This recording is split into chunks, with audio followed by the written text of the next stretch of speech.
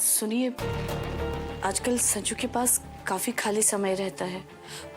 मेरा मतलब है कि अगर वो अस्पताल में वेदांत का हाथ बटाए तो। हमारा बेटा उस गुदड़ी लाल के नीचे काम करेगा। वेदांत डॉक्टर तो अच्छा लगे। उस महारानी के साथ रहने से जुबान ज्यादा खुलने लगी है तुम्हारी। आज से उसके साथ बातचीत बंद। इसमें पूर्वा की क्या गलती? नागिन है वो, अपनी बदतमीजी का जहर भर रही है सब में। अगर आप पूर्वा से इतनी नफरत करते हैं, फिर संजू और पंखुड़ी तो, अगर ये बात नामुमकिन है तो संजू को झूठी उम्मीद क्यों थी?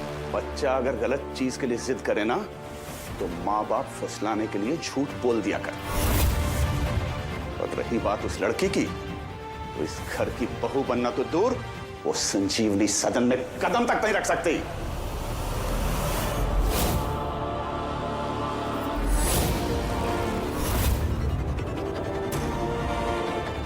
पापा आपको एग्जाम्पल देकर समझाया था ना कि नए जमाने में पुराने पैंतरे नहीं चलते। पर कोई बात नहीं, आप बंद कमरों में प्लानिंग करते रहो, बाहर वही होगा जो मैं चाहता हूं। पर ये तो गलत है ना, आप अपने बेटे के आगे अपनी शर्त रख के उससे सारे काम अपनी मर्जी से करवा रहे हैं। और फिर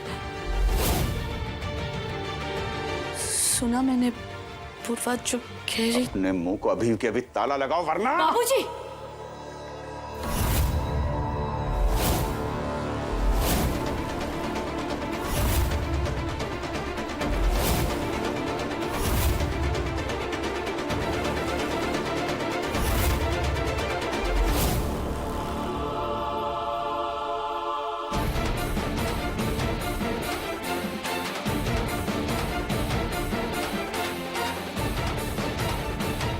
मैं आपको एक बात बता दूं, अपनी बात रखने को फ्रीडम ऑफ स्पीच यानी अभिव्यक्ति की आजादी कहते हैं, जो मां कर रही है।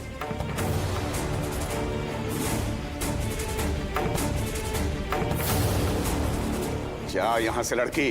और अपने पत्नी पर हाथ उठाने को डोमेस्टिक वायलेंस यानी घरेलू हिंसा कहते हैं, जो आप कर रहे हैं। कानून में एक्ट नंबर 43 के तहत आपको इस जुर्म की सजा भी हो सकती है। अपने बेटे को राजा बेटा बनाने से पहले एक अच्छा इंसान बनाना बहुत जरूरी है।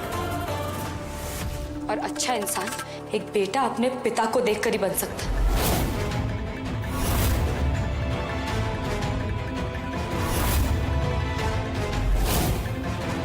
पापा, मैं तैयार हूँ।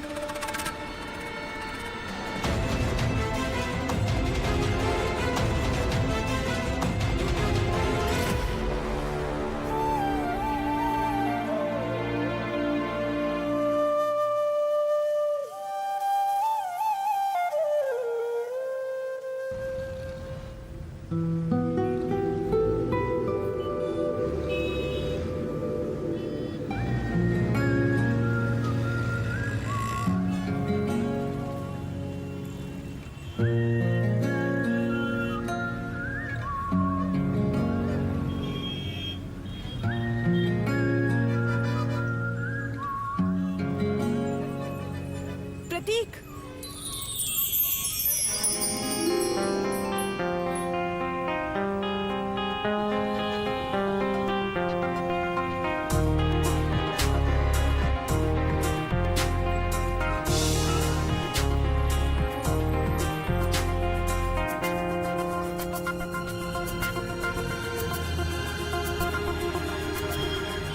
I missed you so much. I missed you too. Sorry Pratik, मैं बात नहीं कर पाई घर पे। तुम्हारे घर पे इतनी सारी प्रॉब्लम्स चल रही हैं, समझ सकता हूँ। पर अब क्या सोचा है, कब बताओगी? बहुत जल्द प्रतीक, पर मैं नहीं चाहती कि खराब मूड या माहौल की वजह से मेरे घर वाले बिना सोचे ही मुझे ना कह दें। राधिका, वो लोग चाहे कुछ भी कहें, हमें हमारा डिसीजन पता है ना, बस उसी पे अड़े रहना है।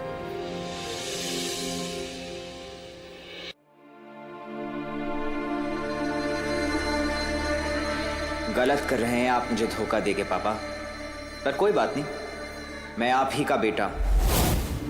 संजू, ये तेरी कुर्सी है जिस पे गुदड़ीलाल जम के बैठा है। मैं चाहता हूं तू इसे संभाले और पूरे हक से संभाले। यही मेरा सपना है। कर लेंगे ना सपना पापा पूरा।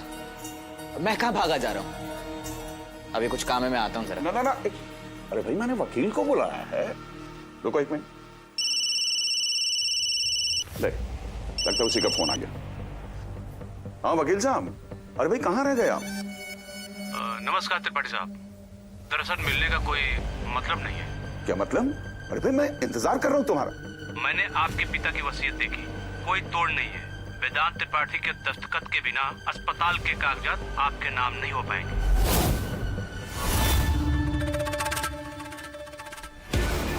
कोई फायदा नहीं हुआ। चल संजू। पापा अभी तो आए थे और मुझे काम है। कोई काम नहीं बन रहा। मैंने बोला चल मतलब चल। चलो। मैं यहाँ तक आ गया, कम से कम मेरे सामने तो आ जाओ पंखू बेबी। आखिर कहाँ हो तुम? संजू।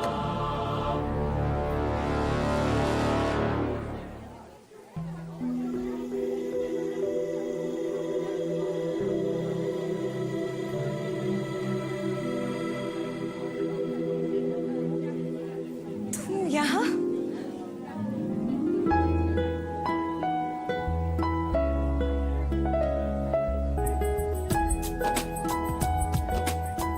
मयंक, तुम यहाँ? ऑब्वियसली मुझे सरप्राइज देने तो नहीं आए होगे। रहने दो मैडम, कॉलेज के बाद से जब से गायब हुई हो तब से आज मिल रही हो, वो भी गलती से। अरे बाप रे, इतनी सारी शिकायतें। और नहीं तो क्या। अच्छा बताओ, कहाँ हो आजकल, क्या चल रहा है लाइफ में, क्या कर रही हो, कुछ बताओगी? इतने सारे जवाब देने में बहुत टाइम लगेगा और हम खड़े खड़े थक जाएंगे, तो बैठे। तुम बिल्कुल नहीं बदली ना। बैठो बेटा। जी सर। एक कैपुचिनो और एक चीज पास्ता लेकर जाना है, तो प्लीज पैक करवा दीजिए। 2 कॉफी विथ आइसक्रीम, है ना? हमेशा की तरह। वैसे ये टेक अवे किसके लिए? मेरी छोटी बहन।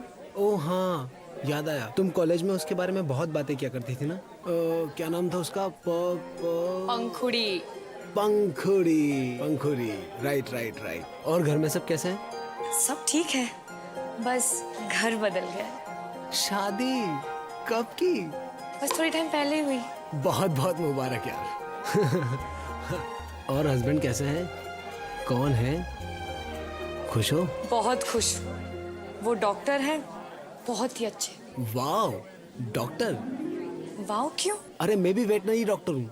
हो, तो तुम जानवरों के डॉक्टर हो? तो नहीं कुछ नहीं, इंसान तो अच्छे हो ही। तो तुम्हारी गाड़ी कहाँ तक चली?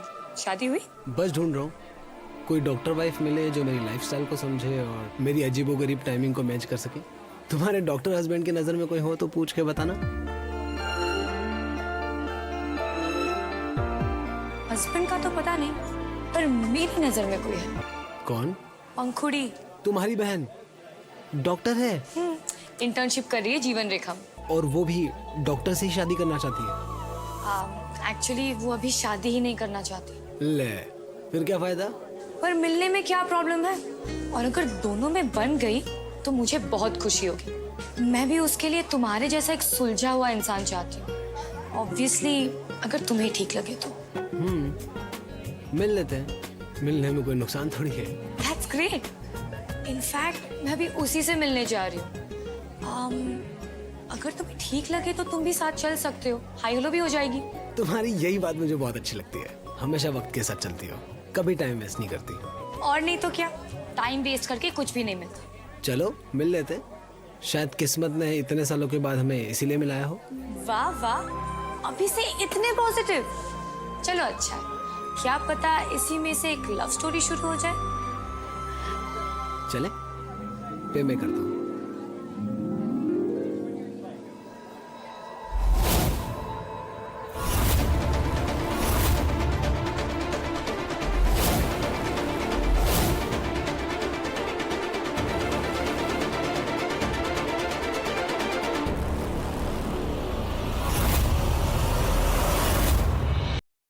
चले? तुम बाहर वेट करो, मैं 2 मिनट में आई। Okay.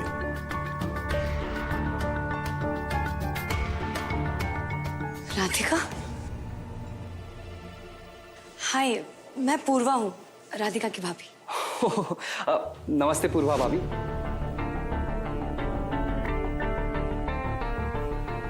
I mean hello Purva ji. It's okay, भाभी ठीक है।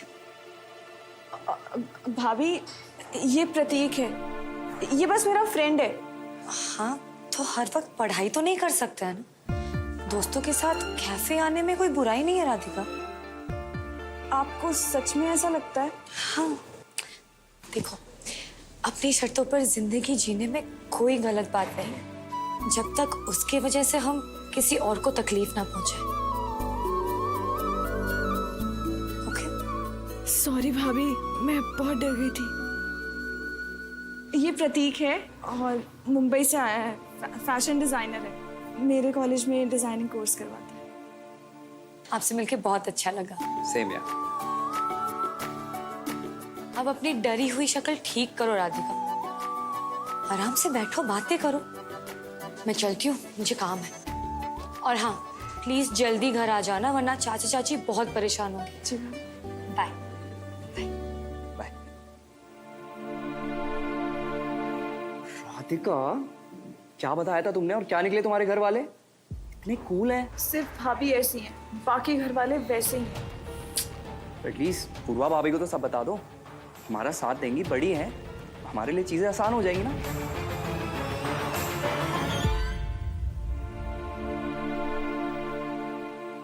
एक मिनट पूर्वा, ये कुछ अजीब नहीं लगेगा?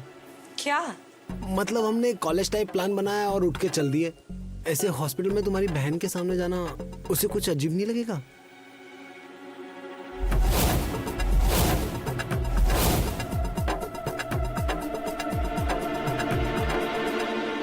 ब्लड डोनेशन के लिए आया हूँ। यस, चलो।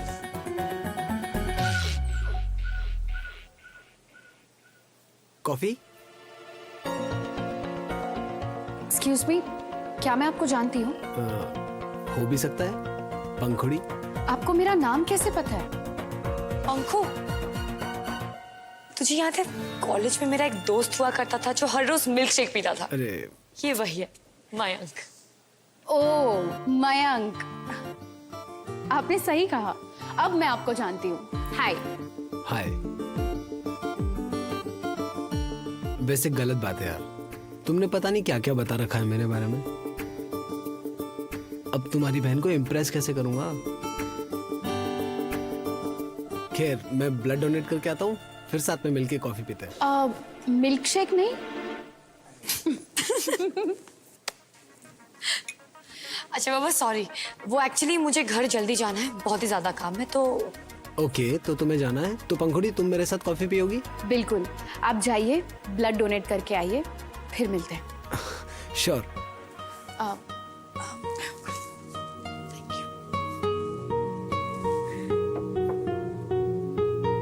पंखु, वो मैं एक्चुअली, देख, कल वो लड़कों को भेजने के लिए आई एम रियली सॉरी। तू ये ले और प्लीज मान जा। इट्स ओके दी। मैं समझती हूँ कि अभी भी तेरी पढ़ाई चल रही है और मुझे पता है कि तू जानती है कि इस वक्त तेरे लिए तेरा काम सबसे ज्यादा इम्पोर्टेंट है। तो ठीक है ना, कोई दिक्कत तो नहीं है? दी, मैं बिल्कुल ठीक हूँ, चिंता करने वाली कोई बात नहीं है। दी, डॉक्टर वेदांत कब तक आ रहे हैं? कुछ पता चला? बिल्कुल भी नहीं। और जब से वेदांत गए हैं ना, घर का सारा काम ऊपर नीचे हो गया। मैं चलती हूँ, घर में बहुत ज्यादा काम है। ठीक है, बाय बाय। ठीक है, आप भी।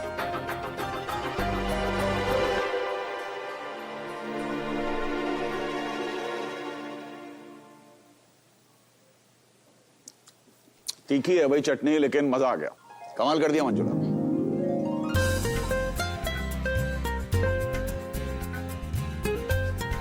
अरे, पकौड़े तो मुट्ठी भर के उठाने चाहिए, एक क्या ले रही हो? कैफे में तो भाभी ने बहुत नॉर्मल रिएक्ट किया, पर कहीं घर में किसी को प्रतीक के बारे में बता ना दें।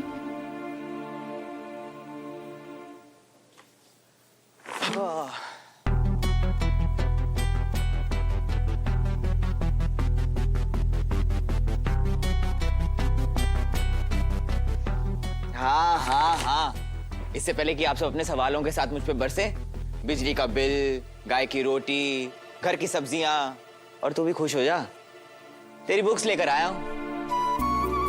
ये तो बहुत ही अच्छी बात हो गई। थोड़ा बहुत काम सबको करना चाहिए। संजू बेटा, तूने सभी काम बहुत अच्छे से किए, शाबाश। संजू, ये क्या उठा के लाया तू?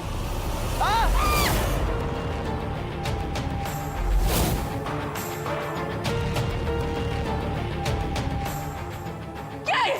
आपने जो कहा था वही है। जो मैंने कहा था, मैंने तो एसएमएस किया था। ये वही क्रीम है? अरे भैया जी, फेस क्रीम कहने से नहीं मिलती, कौन सी चाहिए ये बोलो।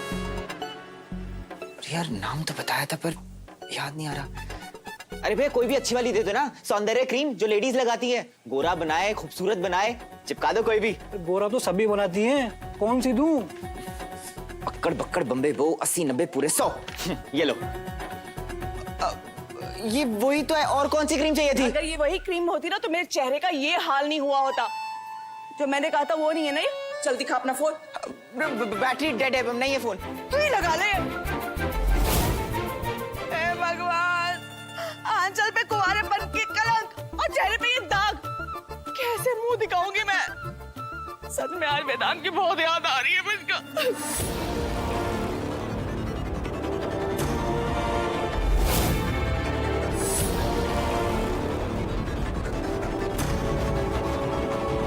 बस कर घूमते, ये बात समझ नहीं आ रही, दूर है वो फिर भी सबको अपने वश में कर रखा है। मेरे बेटे का हक मार लिया उसने।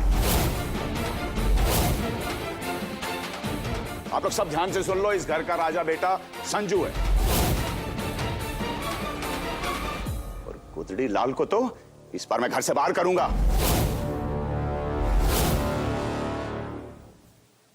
रमेश, क्यों बिना बात पे अपना खून जला रहा है? और वैसे भी वेदांत इस घर का बड़ा बेटा है, तो उसका तजुर्बा भी तो ज्यादा ही होगा ना। और संजू धीरे धीरे उससे सब कुछ सीख जाएगा। अम्मा, उससे कुछ नहीं सीखना संजू को। माफ कीजिएगा भैया, आपके इस हद से ज्यादा यकीन ने ना इसका दिमाग खराब करके रखा हुआ है। कुछ नहीं आता इस गधे को। माफी की लाइन में ना एक मेरी भी लाइन ले लीजिए भाई साहब। जो मेहंदी आई थी वो भी एक्सपायर्ड थी। सुबह से सर खुजा खुजा के मेरे तो नाखून घिस गए, बाय गॉड। और संजू, मैं 3rd ईयर में हूं तो मेरी 1st ईयर के बुक क्यों लाए? हे भगवान, चेहरे की जलन बढ़ती जा रही है, बर्फ लगानी पड़ेगी। सुमति, जाकर ठंडा पानी डाल सर पे। सही कह रही हो जीजी।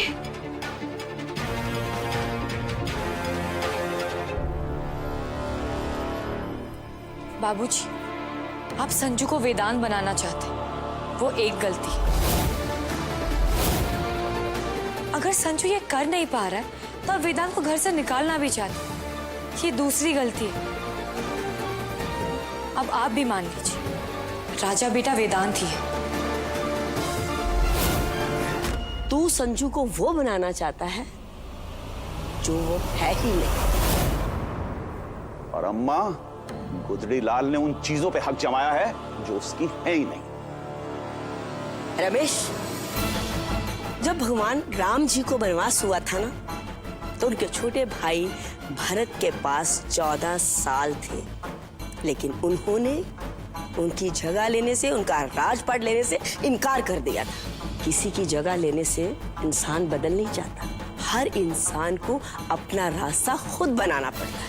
ओह, तो आप उस गुदड़ी लाल की तुलना भगवान राम से कर रहे हैं। मेरा बेटा संजू राम बने ना बने, लेकिन भरत कभी नहीं बनेगा। पापा नहीं, पर दादी की बात तो मैं अच्छे से समझ गया। चिंता तो मुझे मेरे बेटे की हो रही है, कहीं अपने बेटे के प्यार में धृतराष्ट्र बनकर उसे दुर्योधन ना बना दे। धृतराष्ट्र ही सही, लेकिन अपनी और थोपी हुई औलाद में फर्क होता अम्मा। और मेरी आंखों पे पट्टी नहीं बंधी हुई। जब वो गुदड़ी लाल इस घर का ही नहीं, तो कहां का राजा बेटा? पर मुझे साफ साफ दिखाई दे रहा है कि मुझे बस कुछ देर अकेले रहना है।